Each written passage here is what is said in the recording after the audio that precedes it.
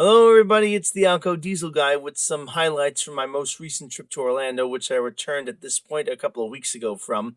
If anyone's wondering why I haven't done this in more recent times, well, I got one and then two GoPros.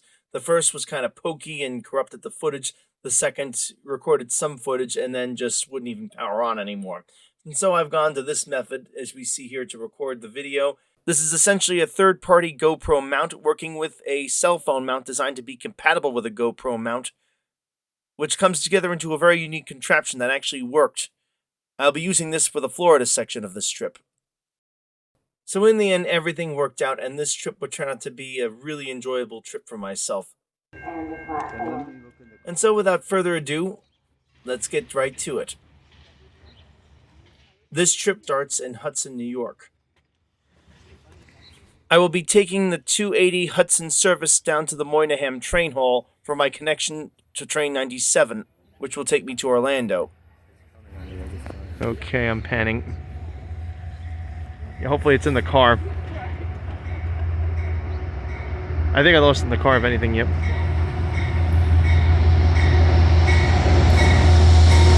P32 ACDM number 715 shows up right on time with train 280. Interesting note on the P32 ACDMs. While they do look identical to the P42s, which are much more common, these particular engines are different in several different ways. Most notable and prominent of this locomotive's differences are the pickup shoes for utilization on the third rails going into New York City, which is required due to an ordinance that was put in place after a serious accident occurred in the early 1900s. Also, at the back of the locomotive, there are two smaller vents divided more closely together. Internally, differences are more notable. The locomotive, for example, has a 12-cylinder prime mover instead of a 16-cylinder on the P42s, generating 3,200 instead of the P42's 4,200 horsepower.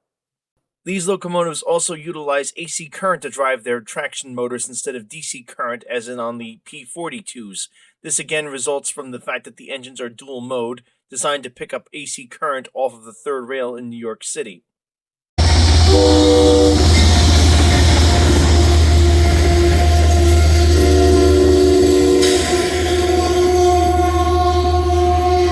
Bye, Dad. Love you. Take care.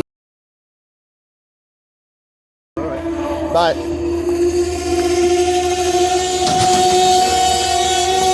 Now with those details out of the way, let's climb aboard. We now skip ahead to Rhinecliff Station, located in Kingston, New York. The recently refurbished Amfleet 1 car wears its age well. You'd never guess this was a 40-plus-year-old coach. The tracks from this point onward to Poughkeepsie are owned by CSX Transportation, even though they operate few trains on this particular side of the Hudson. Most CSX freights operate on the opposite side of the Hudson River. Next, we'll skip ahead to Poughkeepsie.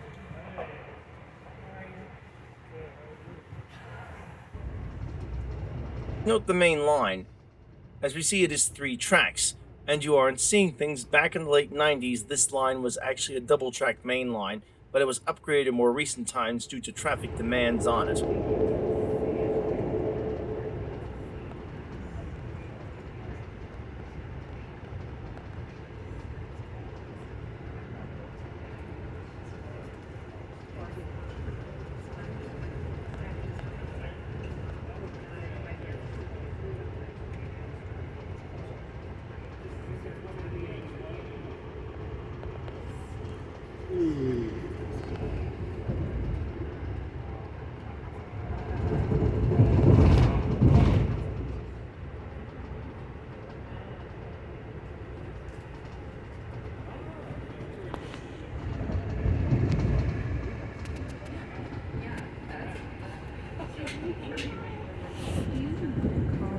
Poughkeepsie, this is Poughkeepsie Station. Exit either end here for Poughkeepsie. And I'll be going over there sometime tomorrow. Poughkeepsie, right here, Poughkeepsie. Station traffic, Poughkeepsie, exit towards the rear of the train. That'd be at the Cafe Carl, 1 coach elevator where you find your conductors. Again, towards the rear, this is the Poughkeepsie Station stop. You want to be at those locations at this time if you'd like to exit. Okay, Poughkeepsie Station.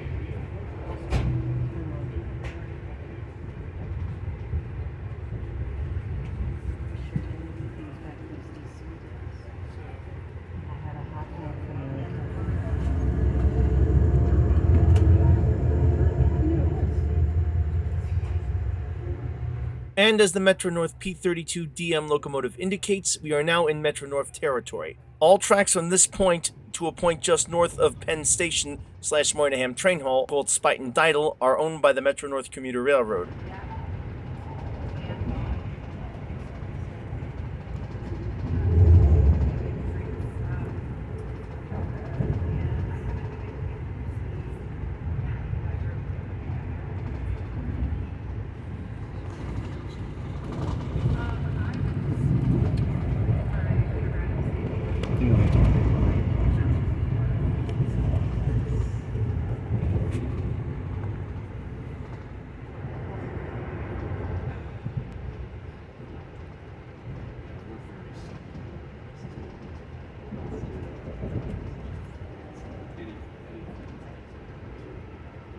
Croton-Harmon is a major station on the Metro North Commuter Railroad line.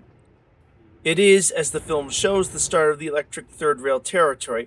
In earlier years, such as in the early 1900s, was an engine change point for the run down the remainder of the Hudson Line into Penn Station and Grand Central Station, as the previously mentioned ordinance required all locomotives operating into New York's Penn Station as well as Grand Central Station to be, and I quote, smokeless. This included diesel engines.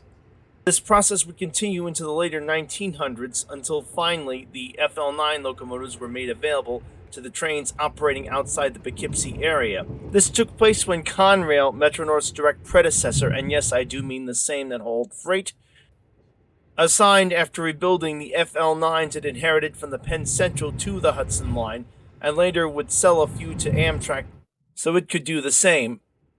The FL9s are the direct predecessors to the P32 DMs, such as the one on this train, and were the first type locomotive that was able to operate through the entire line from before Poughkeepsie all the way into New York City without the requirement of switching engines at Croton-Harmon, as the FL9s, like the P32 DMs, could operate on both their own diesel power or the electric third rail power.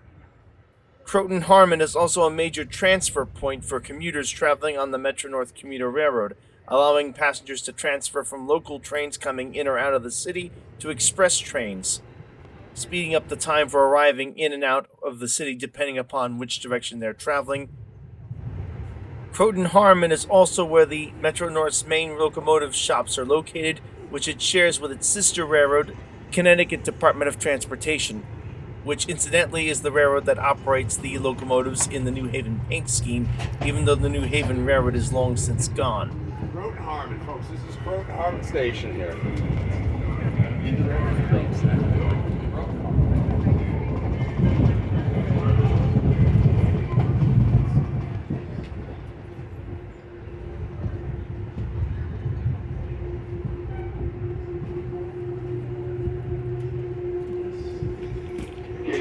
Stop Croton-Harmon, exit towards the rear of the train. That's the last coach. One full coach out of that where you find your conductors. You want to be at those ones this time if you like that. Sit Croton-Harmon Station towards the rear. Then cafe cars.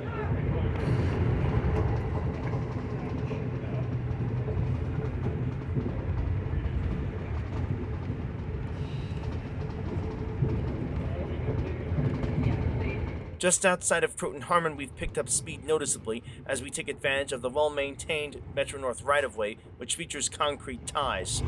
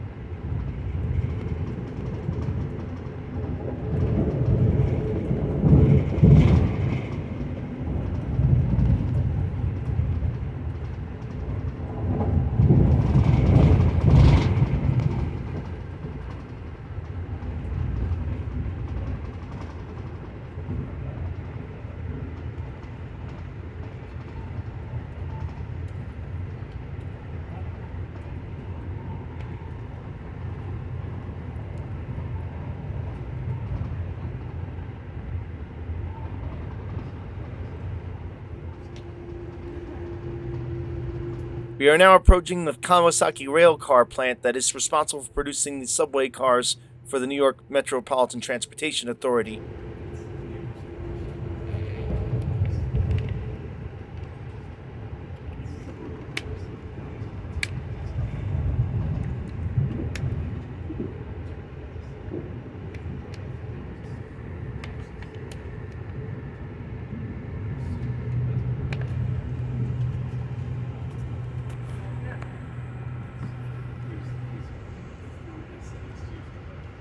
Yonkers.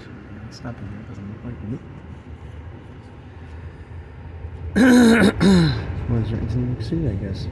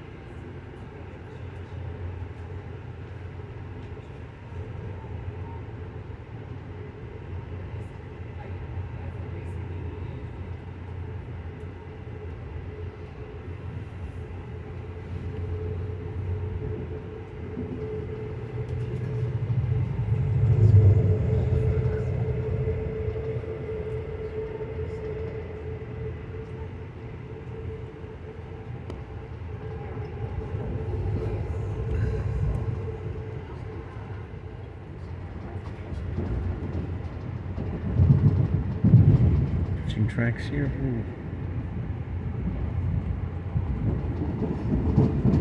We are now approaching the Spuyten-Duyvil Bridge, which connects the West Side Line from the Bronx to the borough of Manhattan and eventually into Penn Station Moynihan Train Hall. All tracks from this point on are owned by Amtrak. Note the Metro North tracks as they make a left and head toward Grand Central Station.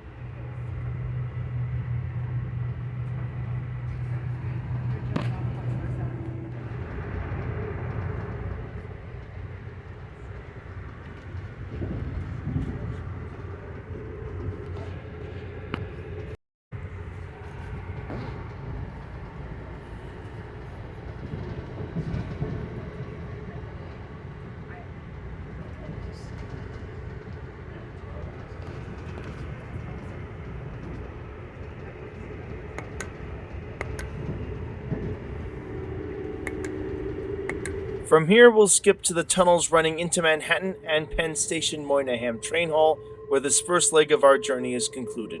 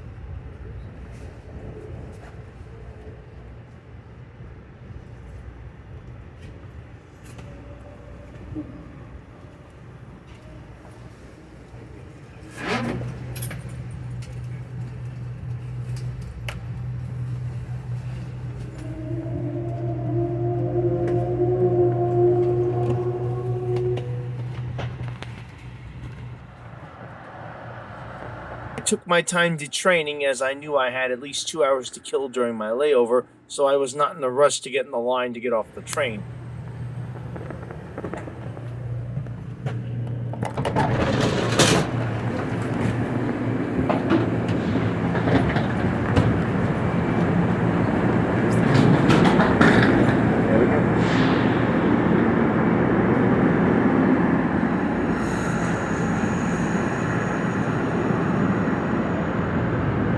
And here are some more shots of 715.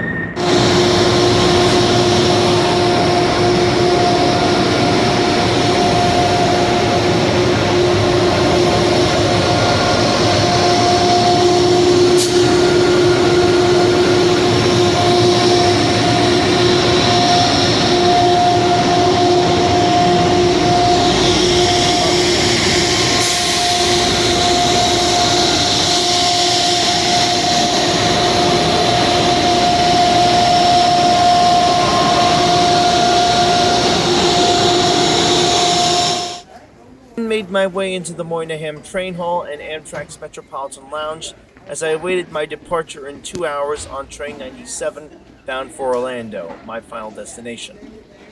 And that's going to do it for this first part of this trip. If you liked it, give it a thumbs up. If not, thumbs down. Please subscribe as it will help me greatly. And as always, keep the metal side down.